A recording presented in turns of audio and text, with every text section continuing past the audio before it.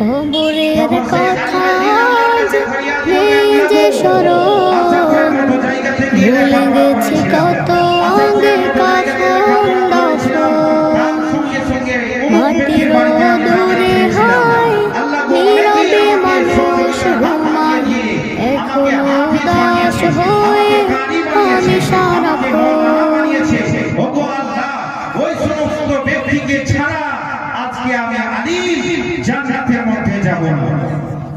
যে মতই এই কথা আলিমের আল্লাহর কাছে ফরিয়াদ করবে, আল্লাহ তখন বলবে, হে আলিমের দিন, আজকে তুমি চাও, আজকে যা চাইবে তোমাকে দেওয়া হবে, এবং তোমার মোতাবেক আজকে সমস্ত ব্যক্তিদেরকে জান্নাত দেওয়া হবে। তো ব্রাদার মিল্লাত ইসলামিয়া, যাই হোক, আমার বক্তব্যকে আর লম্বা চড়া করছি না। কিছুক্ষণের মধ্যেই আমাদের আলিমুদ্দিন রেজভী সাহেব এসে উপস্থিত হয়ে যাবে। আপনাদের সম্মুখে কাঠিয়াহাট থেকে আগত শায়েরে ইসলাম এসেছে।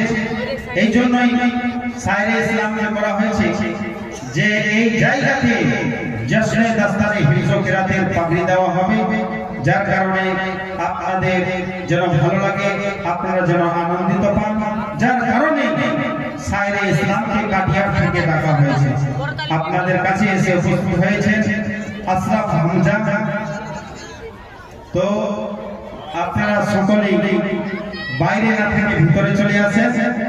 যারা গেটের কাছে দাঁড়িয়ে আছেন, আমি ওনাদের উদ্দেশ্য করে বলছি যে এত বড় সৌন্দর্য করে প্যান্ডেল সাজানো হয়েছে, বাইরে কেন আছেন আপনারা? যারা অতিথি হিসাবে এসেছেন, যারা জালসা শোনার জন্য এসেছেন, আপনারা সামনের দিকে চলে আসেন। আর মা ও বোনদের জন্য বলবো যে আপনারা মনে হচ্ছে কম করে খেয়ে এসেছেন, অল্প করে খেয়ে আসার কারণে পিছনেই বসে থেকে যাচ্ছেন। আগের দিকে জায়গাটা পূরণ করেন, যে ব্যক্তি পিছনে আছে সে পিছনে বসবে, আগের দিকে এসে বসে যান, ভালো হবে। তাহলে পরবর্তীতে নেক্সট টাইমে যে আসবে পিছনে এসে পিছনে বসে যাবে, তাহলে জায়গাটা আর আপনার ফাঁকা থাকবে না। যিনারা আসছেন সামনের দিকে বসে যান।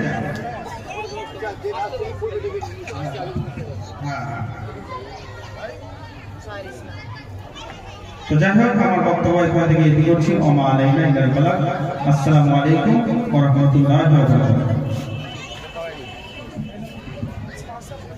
तुम्हारी गुफ्तगू का तो कोई सानी निकल आए, मोहब्बत में भी हमारा कोई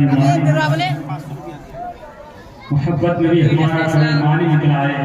किसी को रुलाने का तरीका यही है, हंसाओ इस कदर की आंख से पानी निकल आए। एक मरतबा कह दीजिए सुभान अल्लाह।